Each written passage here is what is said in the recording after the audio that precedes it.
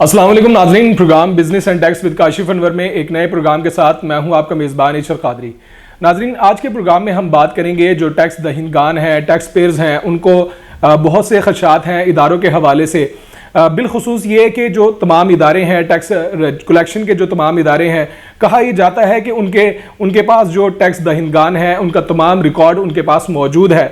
और टैक्स दहिंदगान ये भी सवाल करते हैं कि जो नॉन टैक्स पेयर्स हैं वो क्या टैक्स निज़ाम से बाहर रह सकते हैं या नहीं रह सकते, और अगर तमाम इदारों के पास उनका डाटा मौजूद है तो इदारे कार्रवाई क्यों कर नहीं करते, और कार्रवाई की जाती है तो मखसूस अफराद के खिलाफ की जाती है। इन तमाम खदशात के हवाले से, इन तमाम सवालात के हवाले से आज हम इस प्रोग्राम में बात करेंगे, गुफ्तगू करेंगे। हमारे साथ मौजूद होंगे माहिर टैक्स अमूर और friends of economic and business reforms के सदर जनाब काशिफ अनवर साहब। उनसे इन तमाम मामलात पर तफसीली बात करेंगे, लेकिन एक ब्रेक के बाद हमारे साथ रहिएगा।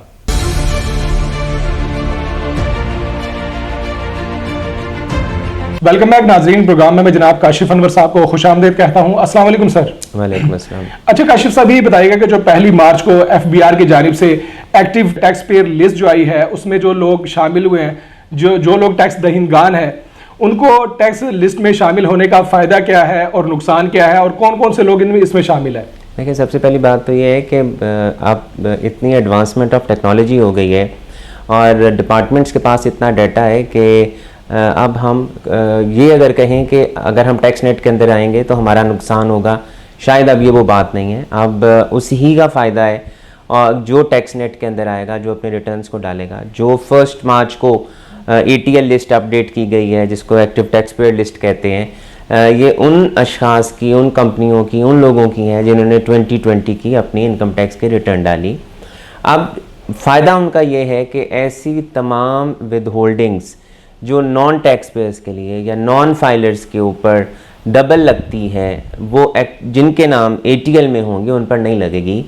एक बहुत सादा सा मिसाल दूं कि जो कैश विड्रॉल्स हैं बैंक में से 0.6% लगता है ऐसे लोगों का जो अपनी इनकम टैक्स की रिटर्न नहीं डालते, जो ATL में जिनके नाम नहीं हैं, और जिनके नाम ATL के अंदर हैं जो अपनी रिटर्न्स को डालते हैं, उस पे वो 0% है।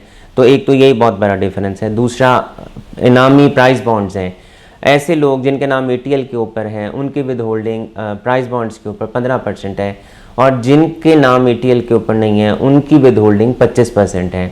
बाकी आप गाड़ियाँ खरीदते हैं, गाड़ियों पे भी जो ATL में जिनके नाम है उनकी विद होल्डिंग्स कम हैं, जिनके नहीं हैं उनकी विद होल्डिंग ज़्यादा है। इसी तरह टोकन टैक्स कराते हैं, और बेशुमार ऐसी जगहों पर जहाँ पर विद होल्डिंग्स होती हैं, जिन लोगों के नाम ATL में हैं उनके रेट को कम रखा गया है, और जिनके नाम नहीं हैं उनके रेट को ज़्यादा रखा गया है। तो अब बात ये समझ वाली आई कि अब पहले ये कहा जाता था कि आप अपने आप को टैक्स के नेट से बचा सकते हैं, अब आप अपने आप को टैक्स के नेट से नहीं बचा सकते, और आपका तभी फ़ायदा है कि आप टैक्स नेट के अंदर आएँ, अपने रिटर्न को डालें, और आपका नाम ATL लिस्ट में होना चाहिए। अच्छा काशिफ साहब, ये बताइएगा कि आपने डिफाइन तो तमाम मामलात को कर दिया, लेकिन जो लोग टैक्स नेट से बाहर हैं, एक बहुत बड़ी तादाद है जो टैक्स नेटवर्क से अभी भी बाहर लोग हैं, लेकिन वो शामिल नहीं हो रहे। अगर वो शामिल नहीं होते मुस्तकबिल में भी, क्या उनको क्या क्या नुकसानात का सामना करना पड़ सकता है, और ये टैक्स नेटवर्क जो है ये बढ़ क्यों नहीं रहा अभी तक?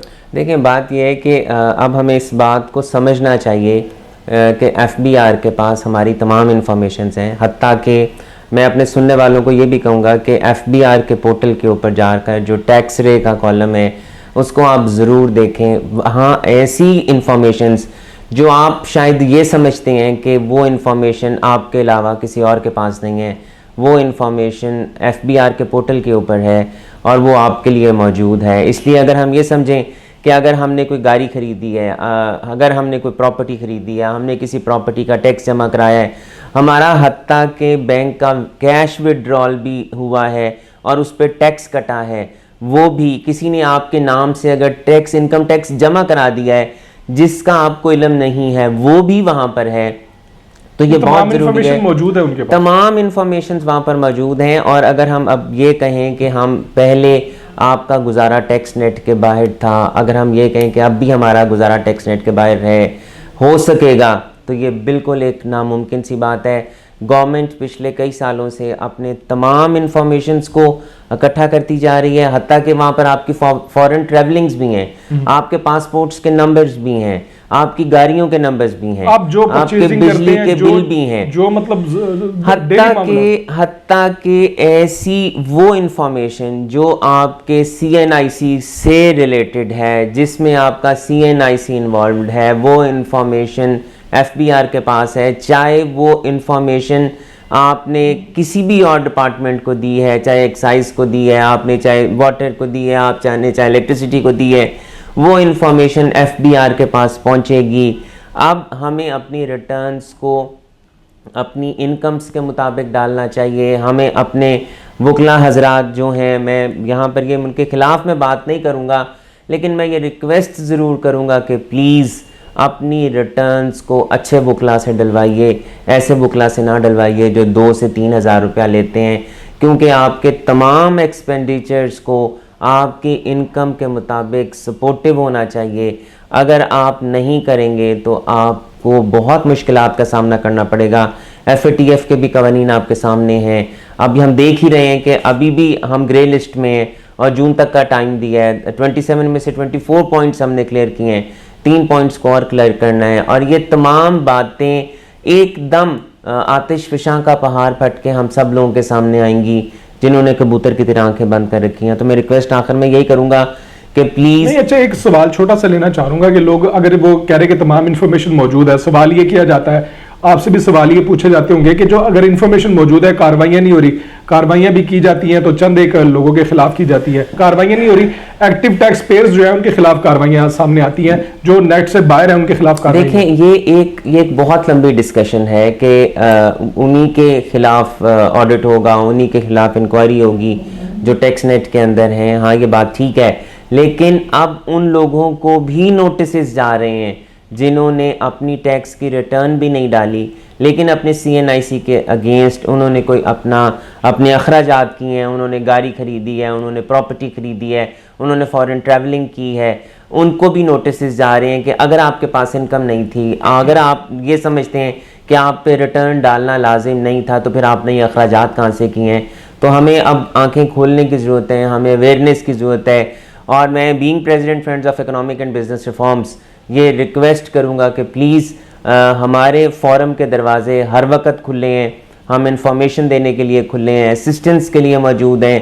प्लीज़ अपनी टैक्स रिटर्न्स को डालिए, अपने प्रोफाइल्स को अपडेट करिए, क्योंकि अब फिर 31 मार्च तक गवर्नमेंट ने प्रोफाइल्स को भी अपडेट करने का कहा है, क्योंकि अगर आपके प्रोफाइल्स भी अपडेट नहीं होंगे तो आपका नाम ETL से निकल जाएगा। और अगर आप रिटर्न भी नहीं डालेंगे तो आपको सरचार्जेस भी देने पड़ेंगे, आपको फाइन्स भी देने पड़ेंगे। जो रिटर्न इनकम टैक्स की नहीं डालेगा उसे 1 लाख रुपया जुर्माना होगा, और जो अगर अपनी ETL में जिसका नाम नहीं आता तो उसे फ़ाइन देकर दोबारा ETL में अपने नाम को डालना पड़ेगा।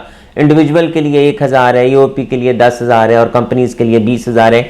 यानी कि अगर आप टैक्स की फॉर्मेलिटीज़ को पूरा नहीं करेंगे तो चार्जेस भी हैं, फाइन्स भी हैं, पेनल्टीज़ भी हैं, लेट चार्जेस भी हैं। तो मैं फिर ये आखिर में रिक्वेस्ट करूँगा कि प्लीज़ अब पहले वाली बातें नहीं हैं, अपने टैक्स प्रोफाइल्स को अपडेट करिए, अपनी टैक्स रिटर्न्स को अपडेट करिए और अपनी टैक्स रिटर्न्स को टाइमली डालिए, ताकि हम भी एक बेहतर टैक्स पेयर ममालिक की लिस्ट में हम शामिल हो सकें। जी नाज़रीन, आपने सुना तमाम मामला, जो तफसीली जो चीज़ें थी वो डिस्कस की friends of economic and business reform के सदर काशिफ अनवर साहब ने। आज के लिए हमें इजाज़त दीजिएगा, मुख्तसर रखने शो को, ताकि आपको बात समझ आ सके। कोई सवाल हो तो आप फेसबुक पर रब्ता कर सकते हैं, काशिफ साहब को आप वैसे जानते हैं, उनसे तमाम मामला पर राय ले सकते हैं। आज के लिए इजाज़त दीजिएगा, अल्लाह हाफिज़।